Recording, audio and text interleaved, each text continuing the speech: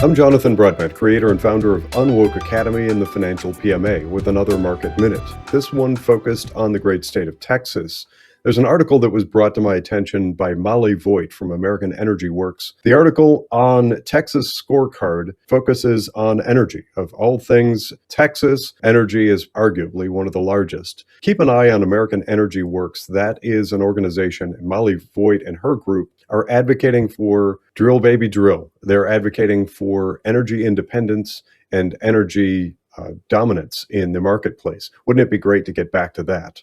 I don't mean to put words in their mouth, but that is the understanding that I have of the mission of American Energy Works. And how do I know so much? Because I am actually featured on an episode. So you may want to keep an eye on the podcast that they release. There is a short form 20-minute podcast episode that is coming out shortly. As I become aware of links and where that's posted, I'll keep you informed. But the upshot is we should all want energy independence in the United States. I hearken back to a time during the first Trump administration where we were a net exporter of things like natural gas, and it brought a lot of money and capability into the United States. Not to put too fine a point on this, but if we are advocating for America first, we first need to have consistent, solid, reliable energy. And if you are old enough to remember about 5-ish years ago, when energy in Texas unfortunately failed as a result of Green New Deal, climate change, energy enthusiasm, the state of Texas was encouraged into spending a lot of money, land, energy, resources, you name it, on trying to build green energy infrastructure, which was essentially mostly windmills and solar panels. Those failed in an unexpected frost. So as the frost rolled in and people were cold, energy shut off in Texas. As a nation, we can't afford to have that. We cannot afford to have unreliable energy, especially for those of us who are advocating for a return of functional jobs, work, and capability, including things like manufacturing in the United States. We've done it before, and it made America's middle class. I say we need to do it again. And if we are going to build those kinds of things and make stuff for ourselves once again in America, we're certainly going to need energy. That's where American Energy Works comes in.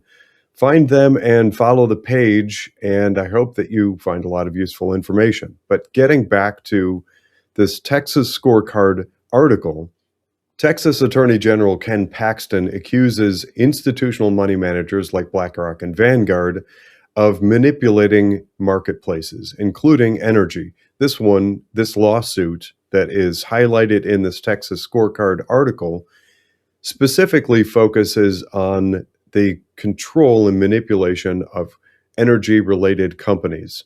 So effectively what that looks like, and we've called out companies like BlackRock before on this, for having so much clout, power, control, and money in certain market sectors that they can effectively manipulate and control them through ownership, through what's called proxy voting.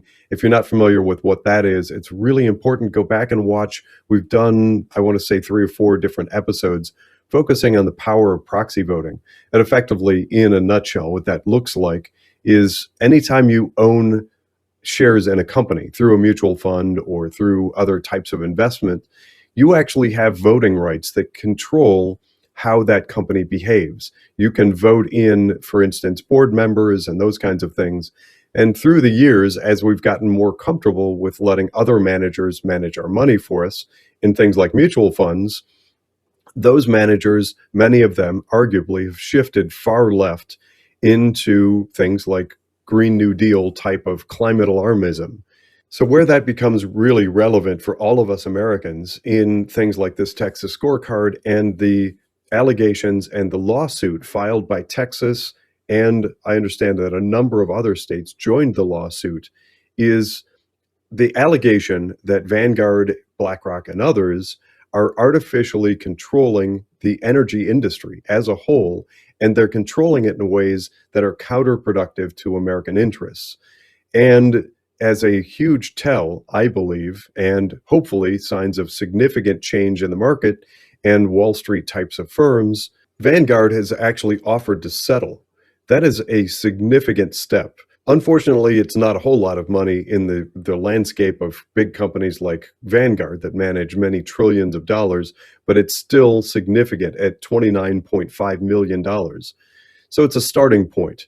If Vanguard is willing to admit that maybe something is wrong with the way that they have steered and influenced the energy market, and they're willing to settle, my suggestion is that lots of states and lots of unions, pensions, retirement plans, and groups of people all over should use this as a starting point to launch similar lawsuits. I've argued for years that the use of things like environmental, social, and governance, which still isn't clearly defined, as sort of this virtue signaling litmus test, instead of actually using definable standards for deciding what's good and what's not good to invest in, is wildly inappropriate. In this article, Attorney General Ken Paxton states, "Coal is an essential industry to support America's ever-growing energy demands, and my office will continue to uproot any attempt by investment giants to push a woke agenda that puts American energy at risk."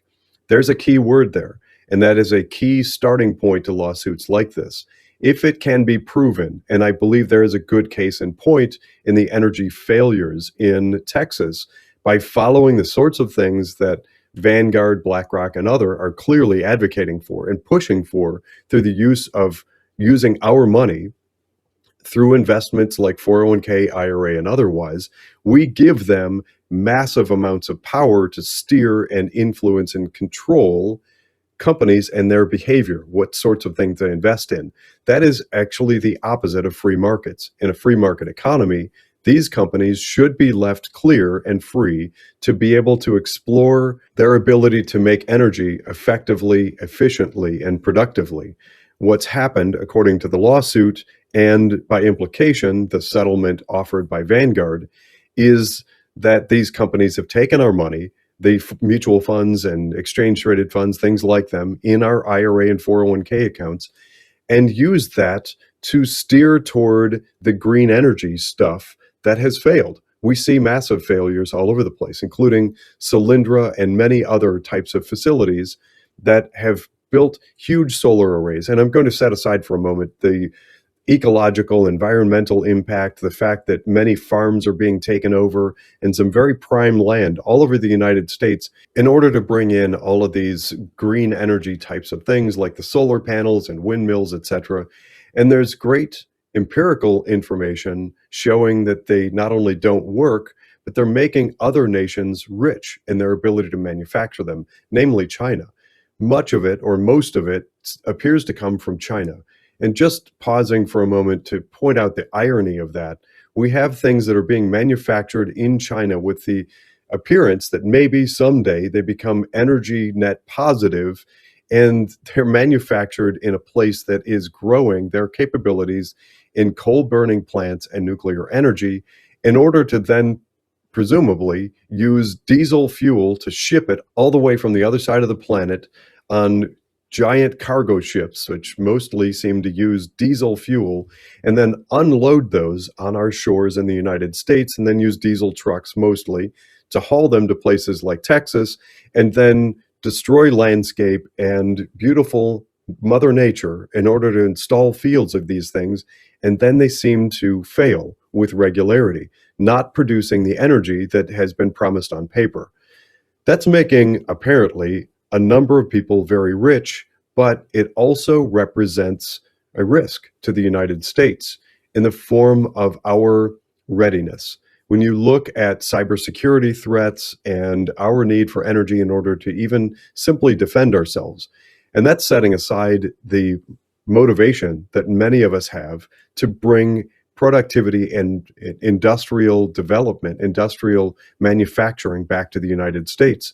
So even setting that aside, if we end up going to green energy and we have huge brownouts and rolling blackouts like we saw in Texas, what does that do for cybersecurity, for our infrastructure? The implications are profound. I, for one, am glad to see that this lawsuit is landing and appears to be, hopefully, a starting point for other groups and organizations, unions, endowments, foundations, trusts, 401k plans, and otherwise to start thinking about similar lawsuits. And that is a hint if any of you out there are looking for ERISA subject matter experts and expert witness for lawsuits. Call me. I have decades of experience in exactly this. This has been another Market Minute from Jonathan Broadbent at Unwoke Academy and the Financial PMA.